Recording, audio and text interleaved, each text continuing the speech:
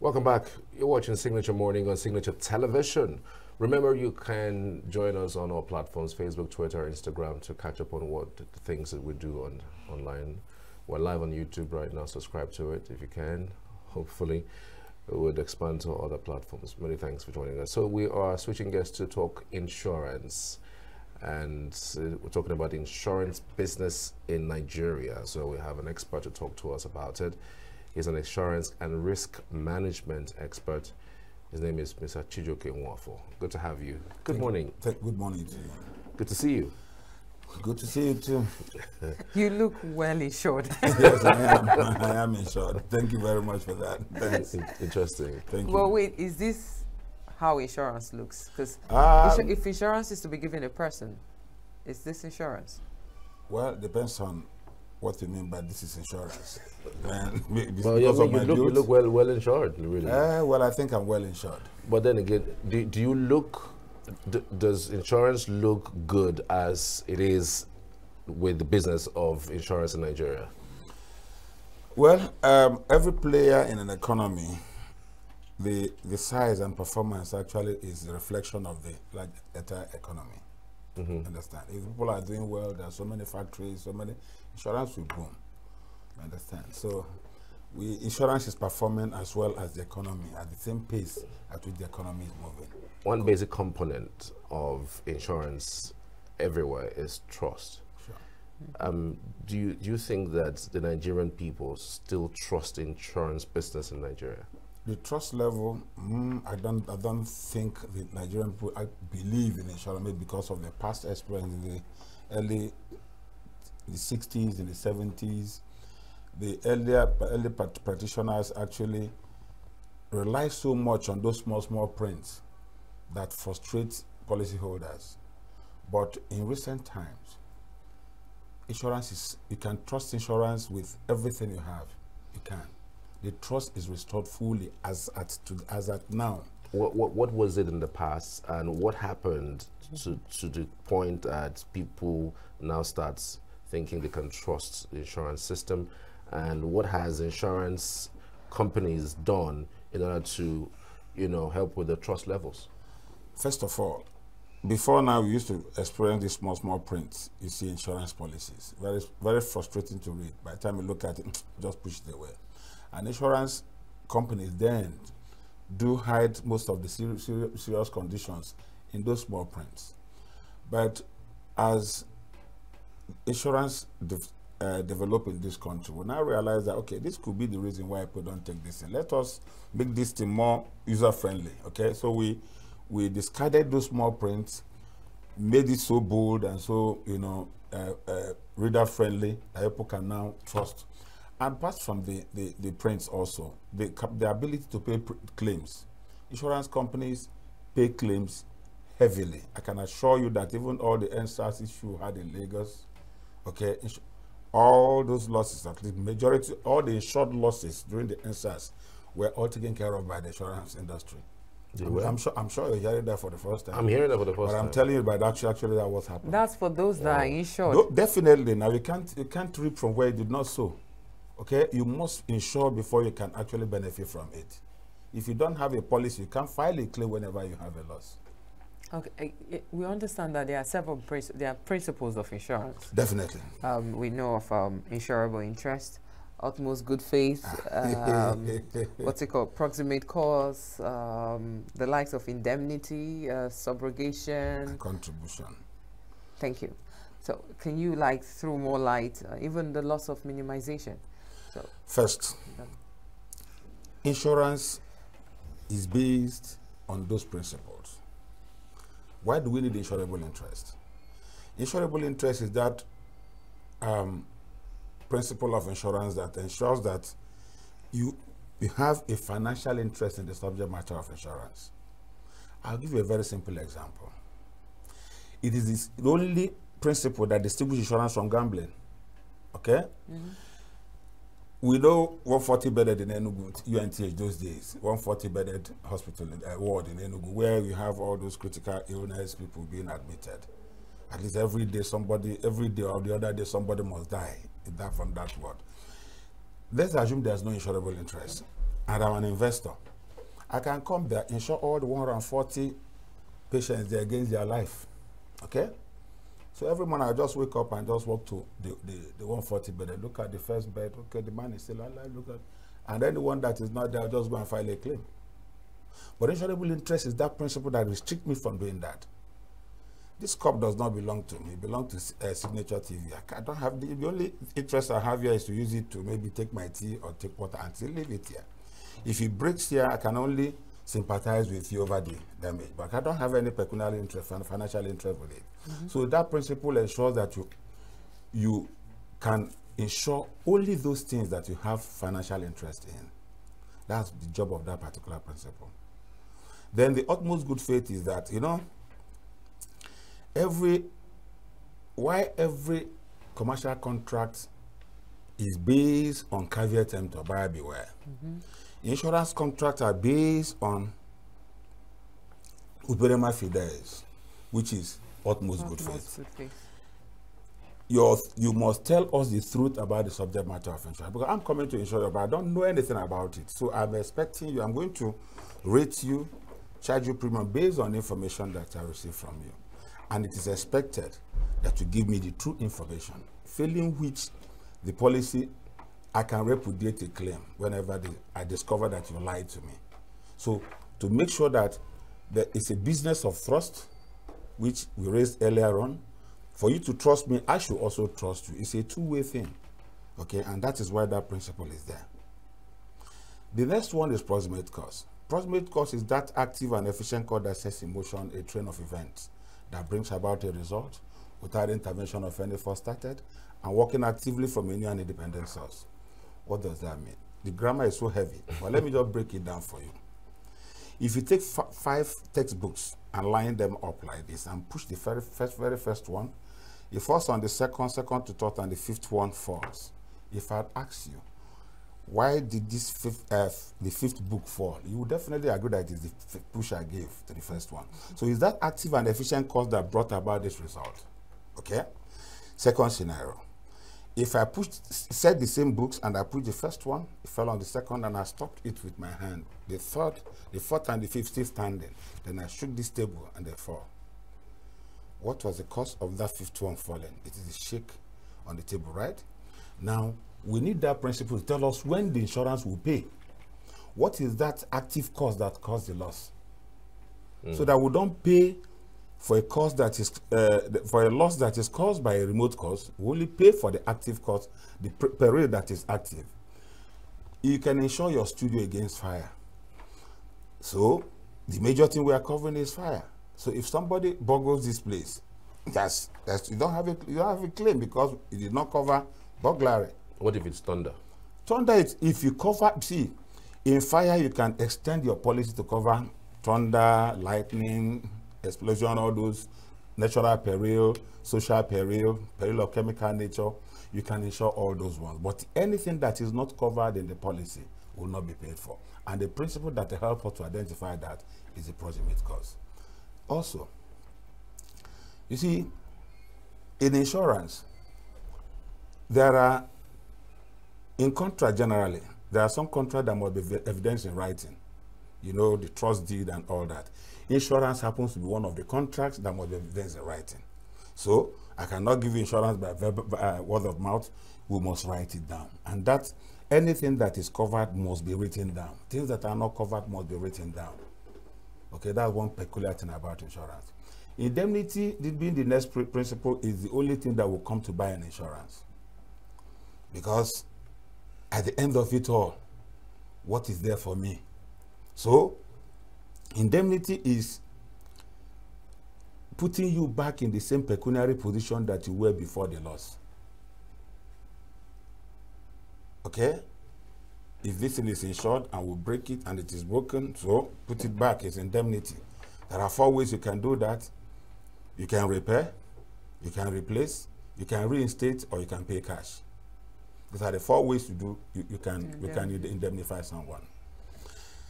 Then we have subrogation and contribution, which are corollary of indemnity. Corollary means that they are not standalone. They are attached to indemnity, which means you must have indemnified and you can rest on those.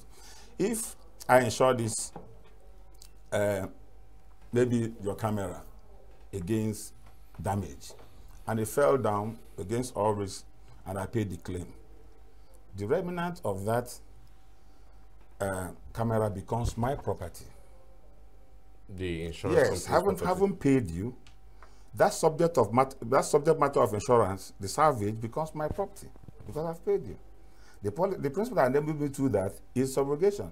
And again, if you use your car to hit his, and he's insured, and I pay him, I will come after you to recover whatever loss that you have caused my client. The principle that enables me to do that is subrogation. Wow. Yeah, that's so the insurance company never loses. Definitely they lose, because it's not in all cases that you see someone to subrogate on. There are some that are caused by nature that you cannot, you can't sue God, you understand. But insurance definitely will make sure that instead of putting you through that threat of going after the person, just come, I'll settle it because you're my client, and I'll now go after the person that caused that and see to what extent I can recover how much that I've expended on. So does the car, say for instance, does the car belong now to the? If for example the car is a write-off with insurance, anything that's above 60, because when the sum insured is above 60%, if the cost of repair is up to 60% and above of the value of the subject matter, you write it off, you understand? So if I write it off and decide to pay you the sum insured of that car, the salvage car belongs to me. I'll take it and see what I can salvage out of it to reduce my loss. That is subrogation.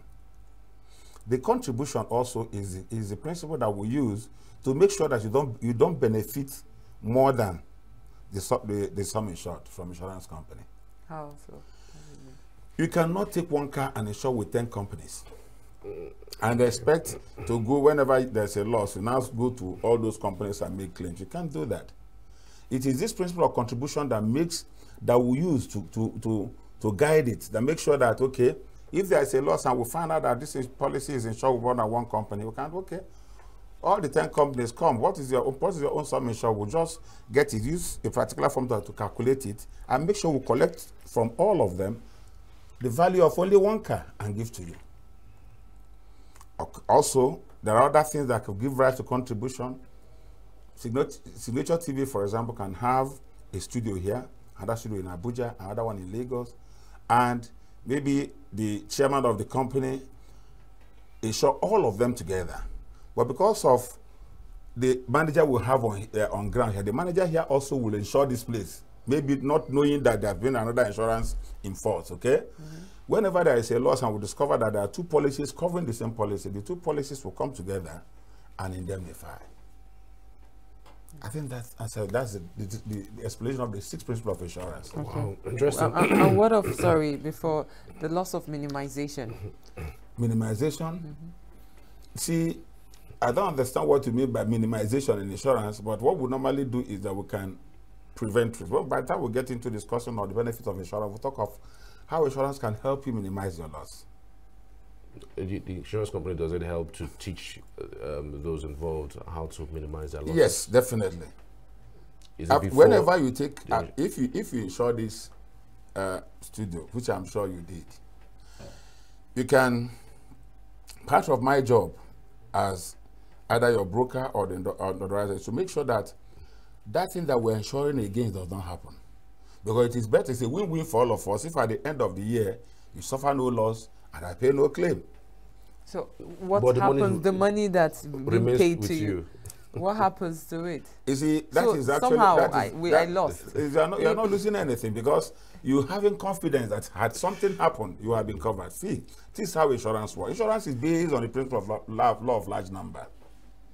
Okay, we have 10,000 people that own cars in Enugu, for example. And what is the likelihood that more than 20 of them, those cars, will be stolen or involved in an accident in a given year? Because remember, the premium you are paying for this cover is just very small amount of money. For example, for fire of 1 million naira, you are paying only 2,500 naira, for example. So, how many 2,500 naira are you going to collect to pay 1 million naira for a fire loss? So it is your own contribution to a pool of fund, okay, that the underwriter makes sure it's something is there always to compensate those that are involved, that suffer a loss, okay, the common loss that you all share. If it happens to you, remember, you paid only 2,500 for 1 million, but that basket, that pool must always give you that 1 million. So who pays for the difference? It's the collection of other people that suffer similar exposure, that are exposed to similar risk with you, their contribution that we'll use to pay you. So for the mere fact that you don't suffer a loss this year, doesn't mean you won't suffer next year. Sometimes you may even not suffer for the next 10 years. And so that's when all the contributors in this basket never suffers a loss. That means it's huge benefit. Underwriting profit for the insurance company. But also there are bad underwriting years. We have good underwriting years and bad underwriting years. There are sometimes you take all that, you now keep seeing losses every day, you understand? So sometimes when there are so much losses, you have to source for fund to make sure that thing is there as an underwriter, because you have undertaken to do that. So sometimes when there are some good underwriting years, you take part of that fund to reserve for a bad underwriting year that may happen any other time. Okay, there is something interesting that just pricked my heart now. In other countries, take for instance the US, you know, someone is sick and you go to the hospital, it's as if the government already insures you because the bill is paid. Somehow, maybe not totally, but you're being treated. But in this part of the world, you're sick, you go, you have to attend to yourself, even whether you're dying or not. Well, so would you say that the country insured them? As in, I mean, their country insured them, and here there's nothing like we don't have the national health insurance program that we have here. They're just fine-tuning this to see whether it can actually help. But there are so many things that are not right that the government's successful government have been trying to put right when it had to do with health insurance. The basic health insurance they give you, national health, may not actually cover most of those sicknesses, critical ailment, you know. They even admission, when you want to be admitted, they will tell you, no, this particular cover you have does not provide for that, because they are starting. But with time, we have not the number to actually engage, have a functional health insurance scheme in Nigeria. And again, the one of the reasons why it's not been able to, you know, is just because Nigeria is not part of our culture. Okay? In Nigeria, we believe in, you're my brother, I'm sick now, bros, you know, you have to come and pick the bills. And that's what we still believe in. And because of our culture that we look out for each other, people still see it as, if I'm sick now, my brothers are there. But if they know that even that your brother may not be able to, you will start making arrangements for yourself. So when they call them to come and pay premium for health insurance, most of them don't come up. It's only those that work in an organized establishment like Signature TV that, okay, let me insure all my workers, you know, against. So basically, you're saying there are cultural factors that affects people from joining or participating in insurance policies. Definitely. I once told somebody that one of the major reasons why insurance is still at the level below 3% or so penetration in Nigeria is because, first, hunger and poverty. Okay? Recently, they say we're about 130 million Nigerians living below poverty, like something like that, sometime last year. And I understand the figure had even gone up after all these subsidy removals. We read Maslow hierarchy of needs, right? Where you are expected to satisfy the basic need first, the clothing, the feeding, and all that. And until you satisfy this, you hardly can move into the next, which is where security, where insurance is. I hope you are getting the picture. Yes. So if you have about 150 million Nigerians still battling with the basic needs, how will they now move into the security aspect of it? So that is one side, and it's a reflection of what is happening in society. You cannot ask a man who has lost his job to come and insure his life or his property, because the basic insurance he needs is his stomach. Also, we keep talking about insurance not being responsive to people, to the insuring public. It's not correct. I tell people everywhere I go that whatever that is worth having is worth insuring. And whatever that is worth insuring is best insured through a registered insurance broker. Insurance is so designed that you don't lose anything. Appointing an insurance broker is the only consultant you engage without paying.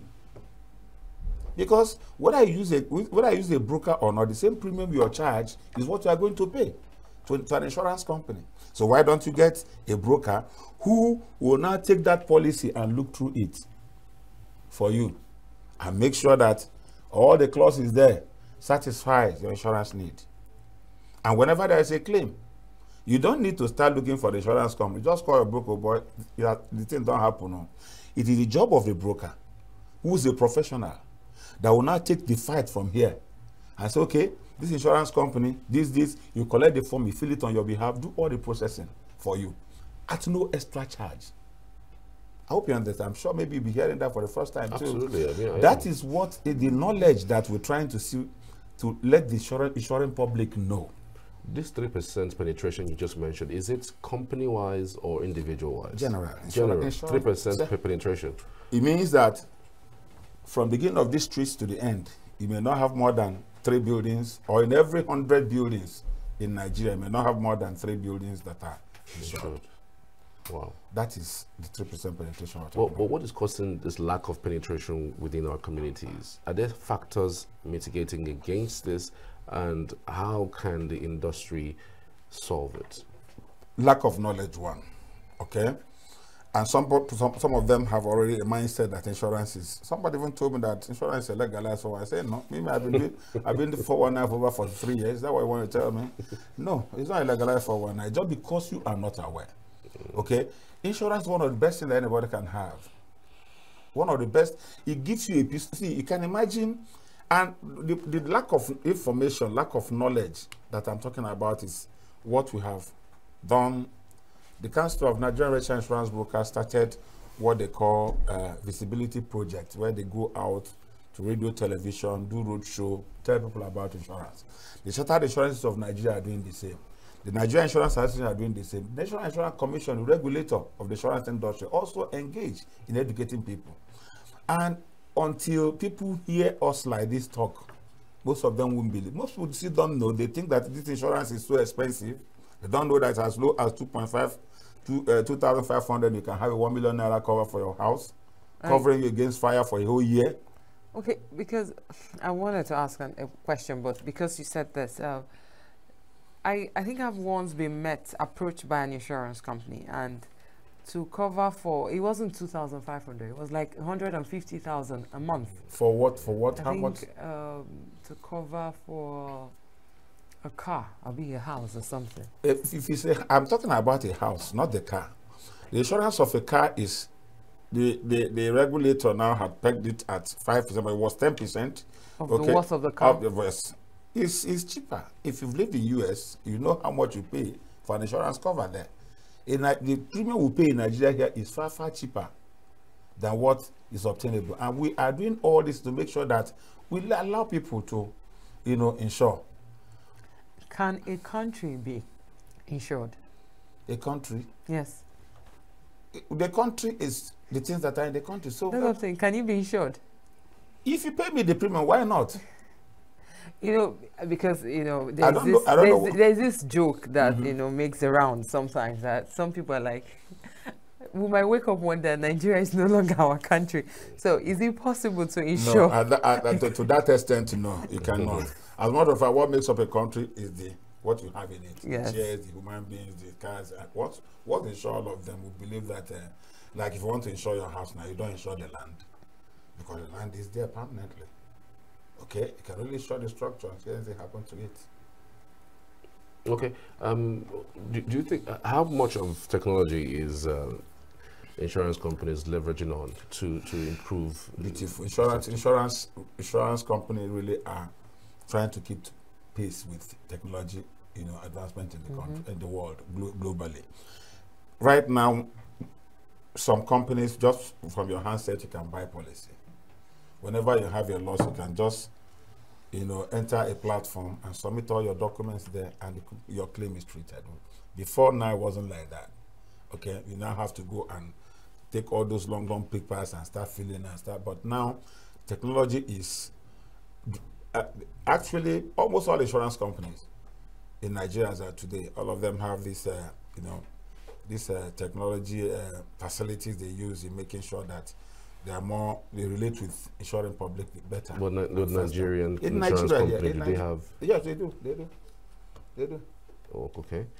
Okay. Do you think religion plays any role in this level of penetration that we have? Sure, Because definitely religion does. I've heard people say things like, if you go to insure your property or your car, you are thinking that fire is going to affect it, or accidents is going to happen to you. And so because of that, to the extent of that, they don't do it. They just pray to God and say, you know, God is the one that takes care of me. Do you think religion, in that regard, belief, cultural norms, affect this penetration of insurance in Nigeria? Well, religion, to those that are gullible, sorry to use the word, but I mean, if my pastor moves around with bodyguards and more plated vehicles, and sometimes his cars also are involved in an accident I see and I know, and they ask me to prove over my own, you understand? I hope you understand what I mean. You know, it's just only to do the minds that are not ripe, that have been abused, that will now believe that yes, because my pastor said I should use a sticker, okay, I'm covered. Okay. There are certain things you don't wish away. Actually, it's just like saying that you are praying against poverty. Even the Bible recognizes the fact that the poor must be in our midst. It's there. So if you said religion, the only part of religion, there are some parts of the country, our Muslim brothers, most of them actually don't believe in certain things that we talk about. That's why even in the insurance space, we've carved out what they call the Takafu insurance, specifically designed. Is that they call it the Islamic way of insurance, but we still have it in Nigeria. So religion, people may just want to hide under religion not to insure, but I don't really see religion playing. For poverty, yes. Okay, our culture, yes. Because I know I have a very rich brother. If anything happened to me, my brother can always show up for me. And it makes me complacent. But if I know that, yes, you know, I just have to. I don't have any other place. Like US, you made reference to, a child of 18, 19 years will start contributing to the all the expenses in the house, contributing to the rent, to put that responsibility. But if you still have children of 30, 35 years still living in their parents' house in this part and contributing nothing, still eating their mama's food. So that part of culture, yes, it can affect the demand for insurance in Nigeria. Because if I know that my father is rich and I'm in his house, waiting to be the next of kin anytime, you understand? Hoping to be the next of kin, I may not actually take off insurance. But if I know that the challenge ahead of me is great, I need to make provision for protection, then why must I do that? Why wouldn't I do that? What are the main drivers of customer satisfaction or dissatisfaction within that industry? The services, insurance claims, settlement of claims. There's an insurance company in Nigeria today that settled my claim in a day, a total loss claim of a vehicle.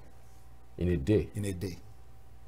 What is the name of the insurance company? I don't think I should be able to advertise it. But if you want, like I said, if you get through to insurance brokers, the brokers know all the capacity and effectiveness of all the insurance companies in Nigeria. Now, let me tell you the circumstance that made them to settle this. I was in Lagos, a member of the governing board of Nigerian Council of Insurance Brokers. Went for a meeting. Before the meeting, a relation of mine in Port Harcourt called me and said, brother, I had an accident with my car, and just took pictures and they sent to me. Total right of the customer saw that, thank God. And he said that what worries him now is that his wife is about to put to bed and he needs a car in case it happens at any time. Maybe the woman comes into labor, goes into labor late in the night, you know, he would see something to take the woman to the hospital. I said, okay, thank God my meeting time wasn't there. I just took a cab, moved straight to the insurance company, their head office. I went to the MD. Just a one-off case though. As, sir, I have this challenge with me. Okay, this is a relation of mine. These messages that just sent to me. And I said, okay, fill the claim form. I completed the claim form. The pictures are there. The guy sent me his driver's license, made the statement, I signed for him on his behalf, and we filed it there. Not up to 2 hours. The guy called me that I had gotten a lot. Payment of the claim happened that day. The discharge was given to me, I executed it there, and insurance companies, they see payment of claim as at today as a means of advertising themselves. Wait, was the car insured? Definitely, definitely was comprehensively insured. That's why I could file a claim. Okay. And the claim was settled that day within hours. Okay. Part of the things that delay payment of claim in Nigeria is claims documentation. So why did the person have to go through you? Is, for instance, because I'm a professional. I'm the one that can walk straight to an insurance company and process his claim. I'm the one that can tell him his insurance needs. But were you the one that helped him register? Yes, I didn't register. I only did the insurance placement for him. I placed. He bought a car. I said, "Guy, you need to insure this car." I said, "Okay, but I will do it." So he asked me the premium. I told him he made the payment. I asked him, "Okay, let me have your documents." Once I went and placed with an insurance company. So is he advised that whenever somebody wants to make do this insurance stuff, you have to go through?